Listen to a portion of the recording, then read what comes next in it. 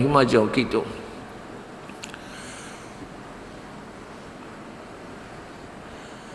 पुण्यात्माओं, जब तक हम पूर्ण परमात्मा की साधना नहीं करेंगे, हमारे ऊपर ये जन्म मृत्यु का दुख, और जन्म होगा तो ये जो आज आप जिस दौर से गुजर रहे हो, ये प्रत्येक बार होगा।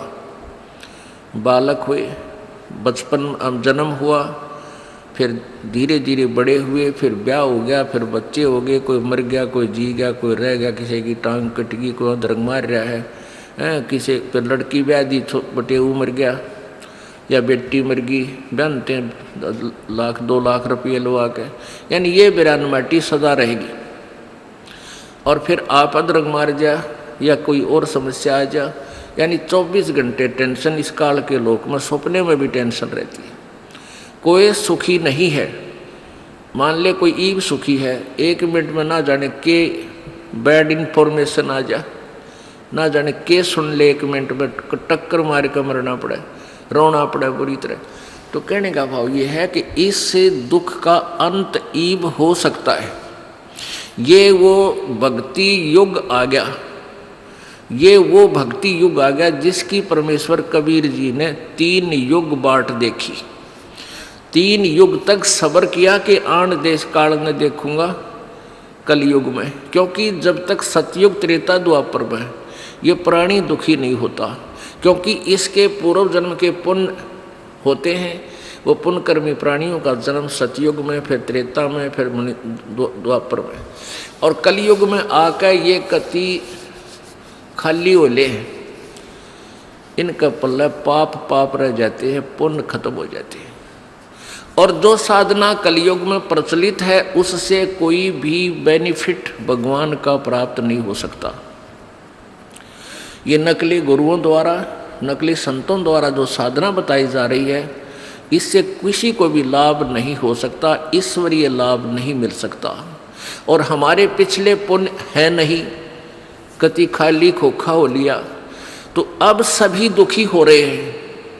चाहे किसी के पास कार कोठी है, पर और टेंशन 100 उसके हृदय में जमा है, कोई सुखी नहीं है। और जिन संतों के पास ये जाते हैं, उनके पास वो मंत्र नहीं है जिससे इसका पाप नाश हो सके। वो समर्थ की उपासना नहीं कर रहे, तो फिर वो कहाँ आएंगे? सतलोक आश्रम, बरवाला और क्रोथा में। और यहाँ इनके पापों का नाश किया जाएगा। यहाँ वो समर्थ की उपासना है। तो परमात्मा ने इसलिए कलयुग का ये समय चुना था कि इस समय पूरे पृथ्वी पर, पूरे विश्व में कबीर परमेश्वर की उपासना होगी। पूरा विश्व हाहाकार, पूरे विश्व में हाहाकार मच रही है। ना लाज रही, ना शर्म रही, एक माया दिखाई देती है। और इस माया से जीव सपने में भी सुखी नहीं हो सकता। ये भूल है इस प्राणी के। हमने देखा है, हमारे दादे परदादे छोटी छोटी झोंपड़ियाँ में रहा करते थे, कच्चे मकान बनाया करते थे। कोई हाहाकार नहीं थी, इस माया की इतनी दौड़ नहीं थी। बढ़िया भोजन खाते थे, अच्छी भैंस गायें रखते थे, शांति से रहते थे। ना कोई किसी के साथ द्वेष था, ना राग था, ना बेईमानना था। बड़ा शांति से उनका चेहरा इतना अच्छा रहता था। आप किसी ने देख ले, जब किसी के चेहरे पर रोना को, सब ने एक माया दिखाई दी है। अब दुख हो गए, जैसे किसी संत के पास ये जाते हैं, वहाँ उनको कोई सहारा मिलता नहीं। 5, 4, 10 वर्ष श्रद्धालु उसके चिपके रहते हैं, लाभ कोई होता नहीं। फिर टेंशन को समाप्त करने का के तरीका अपनाओ, अपने आप गुट्टी लाने लग जाएंगे।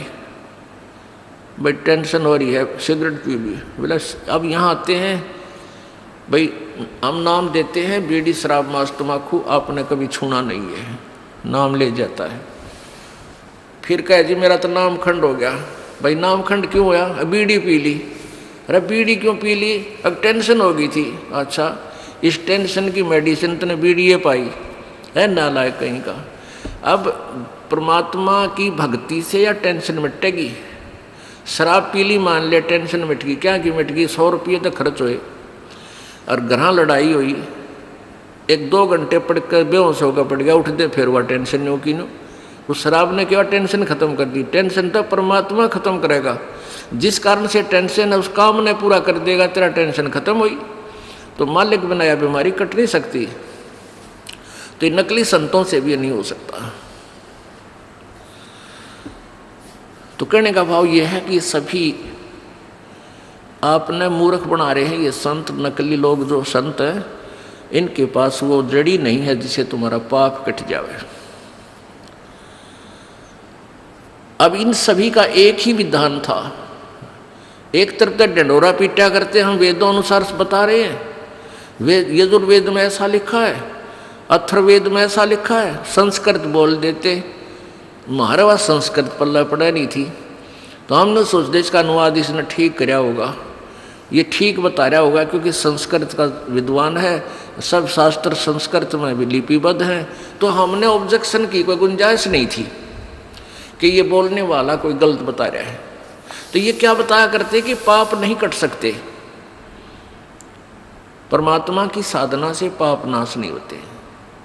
अरे जो भगवान की साधना से पाप नाश नहीं हुए, पाप नाश नहीं होता, जीवन सुख नहीं हुआ, क्योंकि पाप से दुख है। पाप कटे काटा निकले तो पैर में शांति हो। तो फिर परमात्मा की साधना की आवश्यकता ही समाप्त हो जाती है। परमात्मा नाम की कोई चीज नहीं रहे विश्व में, इसका नाम और निशान मिट जावे जाए, ऐसी परमात्मा के पास पावर ना हो। और आज भी भगवान की स्थिति विद्यमान है, तो वो शक्ति है मालिक में।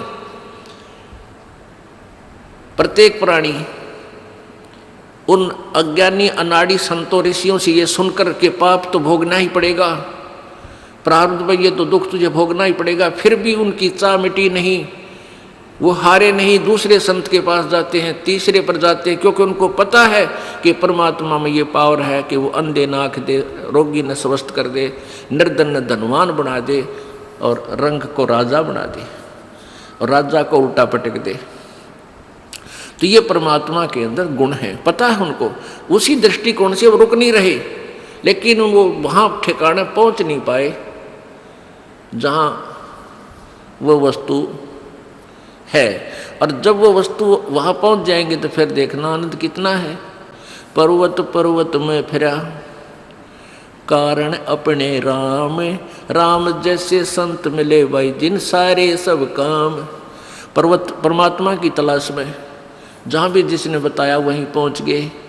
कोई की तो गुफा में महात्मा बैठा है, कि तो फुलौनी जगह बैठा है, पर्वत पर बैठा है, जंगल में बैठा है, या किसी नगर गांव में, हम वहीं पहुँचे। जब तक हमें वो परम संत नहीं मिले जो परमात्मा जैसे गुणों, परमात्मा से जो गुण हमें चाहिए थे उस संत के पास मिले, तो कहते राम जैसे संत मिले जिन सारे सब काम।